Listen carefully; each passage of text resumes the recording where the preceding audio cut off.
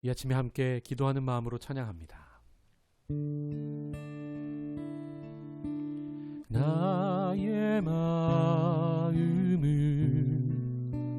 정금과 같이 정결케 하소서. 나의 마음은 정금과 같이 하소서. 내 영혼에 한 소망 있으니 주님과 같이 거룩하게 하소서. 나의 삶을 드리니 거룩하게 하소서. 오 주님 나를 받으소서. 나를 받으소서.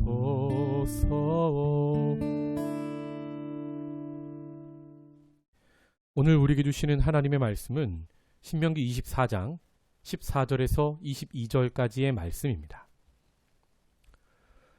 곤궁하고 비난한 품꾼은 너희 형제든지 내 땅 성문 안에 우거하는 객이든지 그를 학대하지 말며 그 품삯을 당일에 주고 해진 후까지 미루지 말라. 이는 그가 가난함으로 그 품삯을 간절히 바람이라. 그가 너를 여호와께 호소하지 않게 하라. 그렇지 않으면 그것이 내게 죄가 될 것임이라. 아버지는 그 자식들로 말미암아 죽임을 당하지 않을 것이요 자식들은 그 아버지로 말미암아 죽임을 당하지 않을 것이니 각 사람은 자기 죄로 말미암아 죽임을 당할 것이니라. 너는 객이나 고아의 송사를 억울하게 하지 말며 과부의 옷을 전당 잡지 말라. 너는 애굽에서 종되었던 일과 내 하나님 여호와께서 너를 거기서 속량하신 것을 기억하라. 이러므로 내가 내게 이 일을 행하라 명령하노라. 내가 밭에서 곡식을 벨 때에 그 한 무틀 밭에 잊어버렸거든 다시 가서 가져오지 말고 나그네와 고아와 과부를 위하여 남겨두라. 그리하면 내 하나님 여호와께서 내 손으로 하는 모든 일에 복을 내리시리라. 내가 네 감람나무를 떤 후에 그 가지를 다시 살피지 말고 그 남은 것은 객과 고아와 과부를 위하여 남겨두며 내가 내 포도원의 포도를 딴 후에 그 남은 것을 다시 따지 말고 객과 고아와 과부를 위하여 남겨두라. 너는 애굽 땅에서 종되었던 것을 기억하라. 이러므로 내가 내게 이 일을 행하라 명령하노라. 아멘. 올챙이적 기억하는 신앙이라는 제목의 말씀으로 함께 은혜 나누겠습니다. 우리는 신명기 말씀을 통하여 아침마다 거룩하신 하나님의 속성은 무엇이고 그 속성을 매일매일 닮아가기 위해서 우리는 삶에서 어떤 삶을 살아내야 하는지 배우고 있습니다. 물론 이 말씀은 지금으로부터 약 3,500년 전 이상 전에 주셨던 말씀, 즉 배경이 농경 시대를 배경으로 하는 말씀이라 우리 배경에 우리가 사는 시대는 그 시대와 많이 다르지요. 그래서 적용해야 할 것들이 몇 가지 다르기도 하지만 그 원리 자체는 동일한 것을 우리가 말씀을 통하여 발견할 수 있습니다. 그 원리를 발견하고 매일 내 삶에 적용하여 하나님의 기쁨이 되는 거룩을 이루어가는 우리가 되기를 축복합니다. 여러분, 개구리가 올챙이적 기억하지 못한다는 말씀 많이 들어보셨고 많이 하셨죠? 그런데 재밌는 건요, 사실 우리 사람이 바로 올챙이 시절을 기억하지 못하는 개구리 같은 존재입니다. 지금 인류를 보면 창조주 하나님을 잊었죠. 자신들의 아버지가 누구신지를 잊었습니다. 누가복음을 보면 예수님의 족보가 예수님부터 시작해서 쭉 위로 올라가는데 누구의 아버지는 누구, 누구의 아버지는 누구라고 올라오죠. 거기에 아담의 아버지가 아담, son of God 해서 아담의 아버지가 하나님이심을, 온 인류의 곧 우리의 아버지가 하나님이심을 누가복음은 우리에게 선포하고 있습니다. 아버지가 누구인지를 잊어버렸고 창조주가 누구이신지를 잊어버렸고 또 2000년 전에 우리를 구원하신 예수 그리스도를 잊어가는 것이 바로 우리 아닌가 싶습니다. 그래서 오늘은 우리가 잊지 말아야 할 것이 무엇인지, 잊지 말아야 우리가 하나님의 거룩을 살면서 실천할 수 있음을 하나씩 살펴보고자 합니다. 오늘 말씀을 보시면 하나님의 명령들이 나옵니다. 첫째, 가난한 일꾼들에게 품삯을 다음 날까지 넘겨서 주지 말아라. 왜입니까? 그날 받아야 되는 사람들입니다. 이 사람들은. 왜냐하면 그날 삭슬 받지 못하면요, 집에 그냥 가면, 아버지가 그냥 가면 아내와 자녀가 굶게 됩니다. 하나님은 그것을 아신 것이죠. 신약에도 예수님 포도원 품꾼 비유를 말씀하셨는데 일거리를 구하지 못하는 사람들에게 마지막 시간에도 부르시죠. 그리고 동일한 품삯을 주십니다. 왜요? 그 품삯이 없으면 그 일꾼만 굶는 게 아니라 그 가정이 굶게 되기 때문입니다. 그래서 하나님은 지금 구약에서도 가난한 일꾼의 품삯을 해 지기 전에 줘라 말씀하시고요. 또 연자제를 말씀하십니다. 16절을 보시면 아버지는 그 자식들로 말미암아 죽임을 당하지 않을 것이요 자식들은 그 아버지로 말미암아 죽임을 당하지 않을 것이다. 고대 지방에는요 3족을 멸하죠. 자기 위, 자기 밑 해서 3족을 멸하는 걸 봅니다. 그런데 하나님 보시기에 그것은 악이다. 무엇이 거룩입니까? 각 사람은 자기의 죄만 담당하는 것이 하나님 보시기에 옳은 것이다 말씀하십니다. 또 송사, 즉 재판을 객이나 고아나 과부나 재판에서 억울하게 만들지 말아라 말씀하시고요. 과부의 옷을 빚을 낼 때 물품을 잡는 게, 물건을 잡는 게 전당이죠. 과부의 옷까지 전당을 잡지 말라 말씀하십니다. 과부가 입을 게 없고 덮을 게 없는 거죠. 곡식 벨 때 남겨둬라. 19절을 보시면요. 그 한 뭇을 밭에 잊어버렸거든. 그러니까 한 단을 쌓고 가져가다가, 추수한 것을 가져가다가 밭에 놓고 온 거를 생각이 나면 어떻게 됩니까? 그냥 두라는 말씀입니다. 또 감람나무 떨 때 이제 나무를 떨어서, 자기 밭에 있는 나무를 떨어서 과일을 얻으려 할 때 딱 보니까 가지에 남아있는 과일이 있습니다. 그것도 남겨두라 말씀하십니다. 또 포도따누에도 동일하게 남겨두라 말씀하시고요.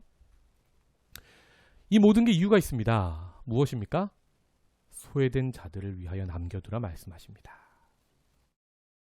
그리고 이것을 하나님 해도 되고 안 해도 되는 권면이라 하지 않으시고요. 명령이라 말씀하세요. 그리고 명령의 이유를 이렇게 말씀하십니다.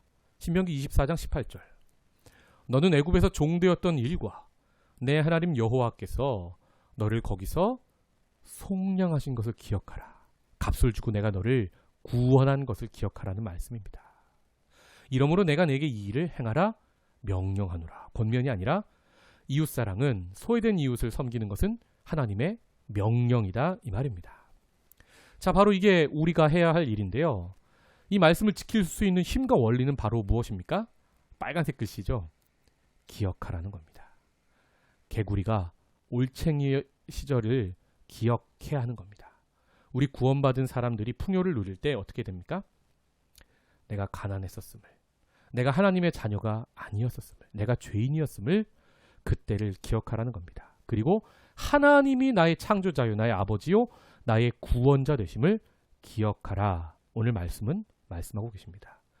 이 기억하면요, 공감의 능력이 생기게 됩니다. 왜요?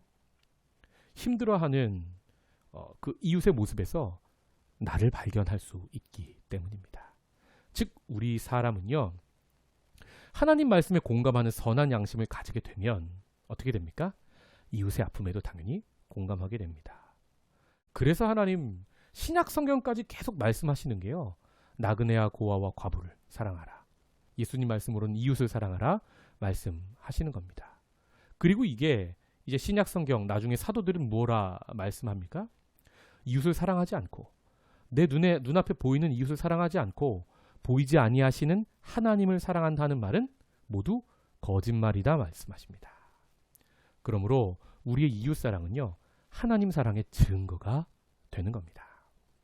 이 모든 일을 하기 위해서 우리가 할 일은 무엇입니까? 기억하는 것입니다. 예수님도 이런 말씀을 하셨습니다. 마태복음 18장. 이에 주인이 그를 불러다가 말하되 악한 종아, 내가 빌기에 내가 내 빚을 전부 탕감하여 주었거늘 1만 달란트를 탕감해 주셨다고 합니다. 1만 달란트라는 게 잘 느낌이 안 오는데요. 우리가 평생을 일해도 벌 수 없는 어마어마한 양의 돈이라 생각하시면 됩니다.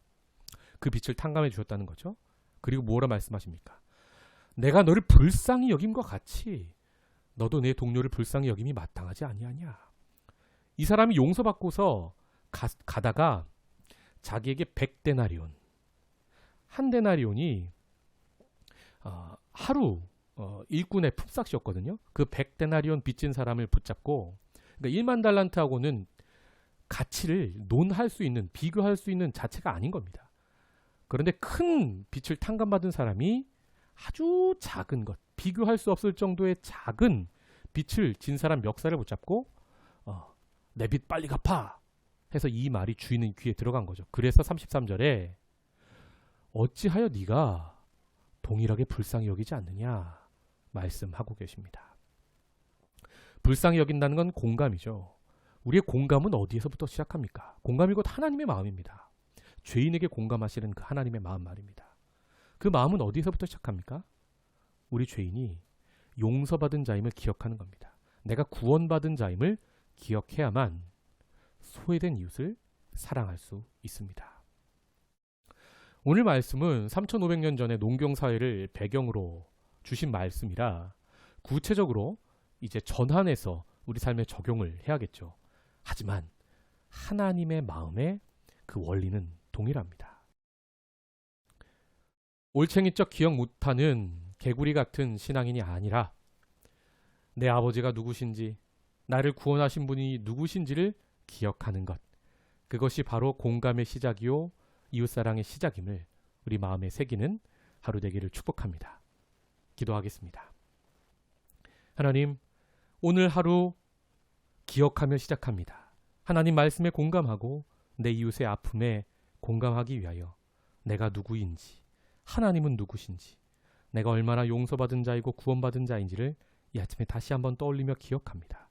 주님, 감사의 찬양을 올려드리며 오늘 하루 기쁨으로 시작하오니 내게 허락하신 이 하루 속에서 마음껏 사랑을 펼치는 하루 되도록 축복하여 주시옵소서. 예수님의 이름으로 기도하옵나이다. 아멘.